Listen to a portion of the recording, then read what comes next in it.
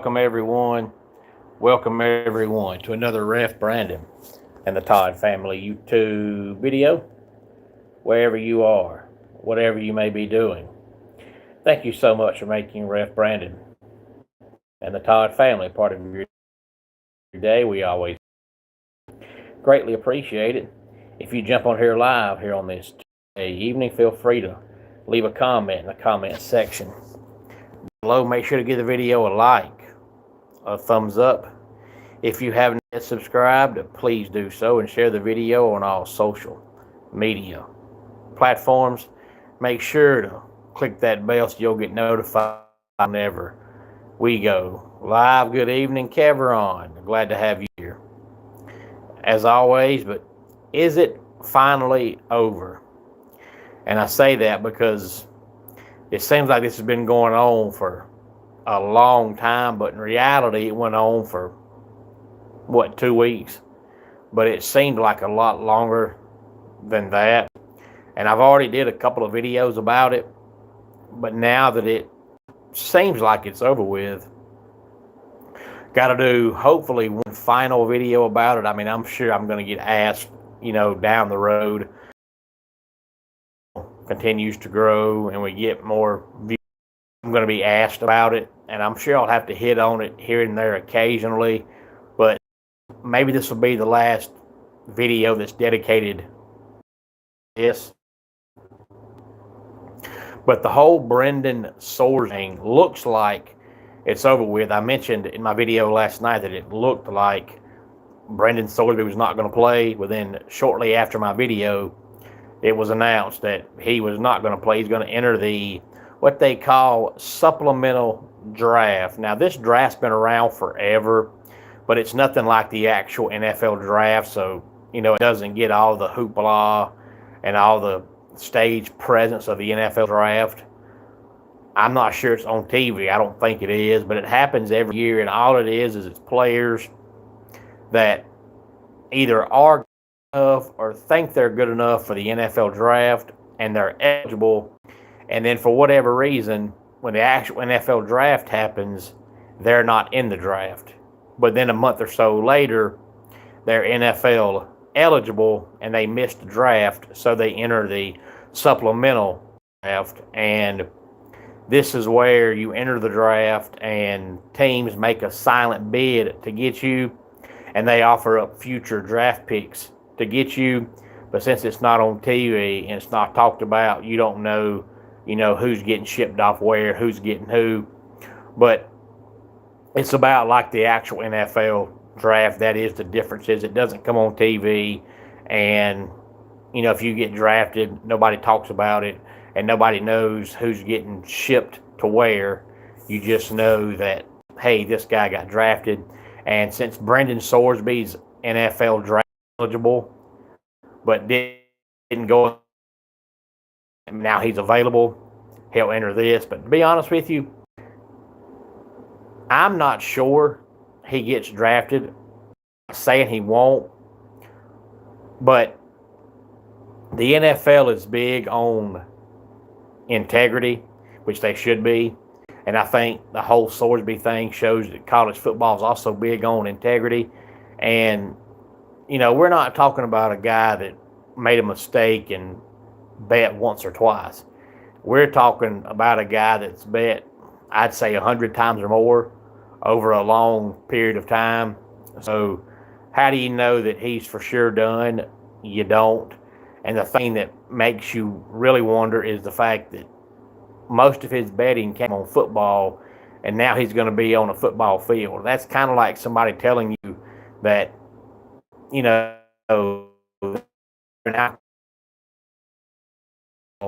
they go to the bar. Doesn't make much sense. It's kind of hard for me to believe that, your main problem is betting, and the main sport you bet on is football, and now you're going to be on a football field. So it's kind of hard to convince people that he's done betting. So I'm not sure he gets, but he definitely has the skills to be an NFL player. We got to go back in time to think about what happened. If Texas Tech had kept their mouth shut, Sorsby might still be there. I'm not sure, but there's an old saying that says when you attempt to defend the indefensible, you make yourself look like an idiot. If Texas Tech would have just said Sorsby's going to play and shut up, it might have all blown over. But first they come out and say that he's going to play. Then their AD comes out and says something. Then their media folks come out and say something. They just kept going on and on. Hey there, Pookie Bear. Glad to have you here on this Tuesday night. Pookie Bear, if you are new to the channel, thank you so much for checking us out tonight. Feel free to give the video a like, a thumbs up, subscribe to the channel if you are new to the channel, and tell your friends, tell your family about the channel, and feel free to share the video on all social media platforms and click that bell so you'll be notified whenever we go live. Hey there, LJ. Glad to have you here on this Tuesday evening. But Texas Tech kept talking and kept talking and kept talking. And I think what happened was there's so much money in the playoff that I think Texas Tech convinced themselves that they're a playoff team. So I think since Texas Tech, they're a playoff team, and there's so much money invested in the playoffs, I think they thought that the Big 12 was just going to sit back and shut up and not say a word.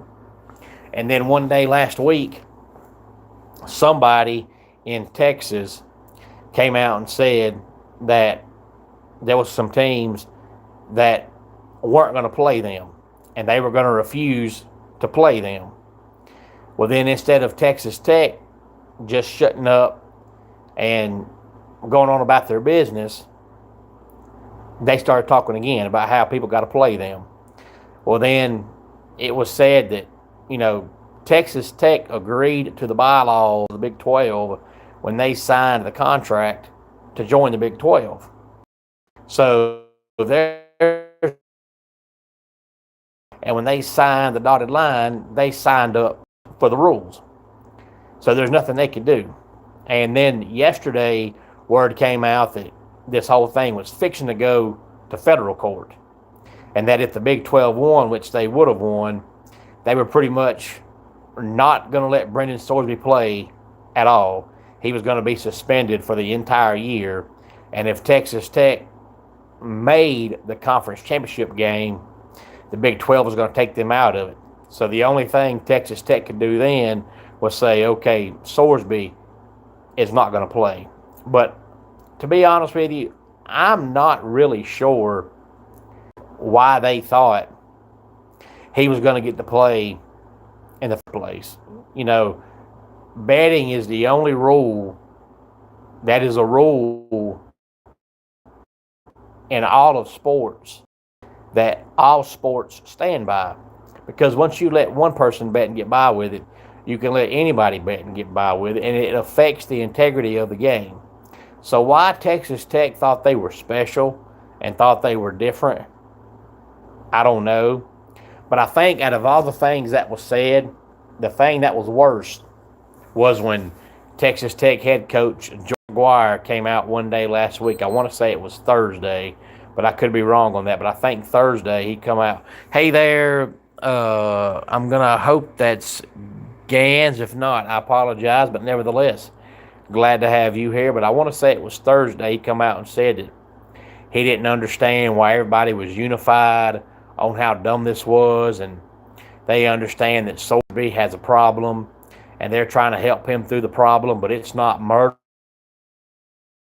First of all, that inquires that there's murderers in the field, and you can't prove that. But second of all, you're not trying to help him through the issue if his issue is betting on football and you're putting him on a football field. That's not helping him through the issue. That's leading him to the issue. Again, as I said earlier, that's like somebody telling you, they're an alcoholic trying to stay off alcohol, and you say, okay, let's go to the bar.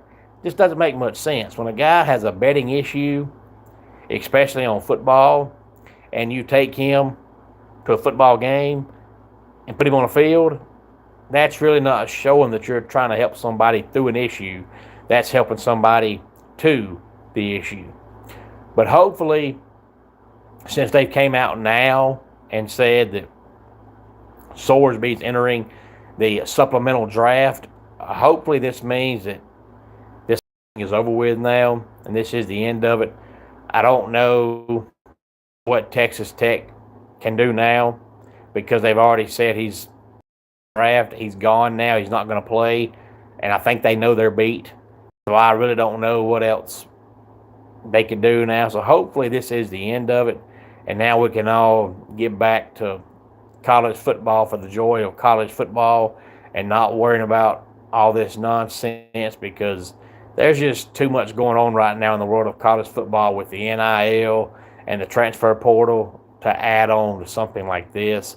I mean, the NFL tries to stay on your mind all year long in a good way, but college football right now is staying on your mind all year long in a bad way, and you don't want that. But any thoughts on any of this, please feel free to let me know. Let's go ahead and get our dad joke of the day in here.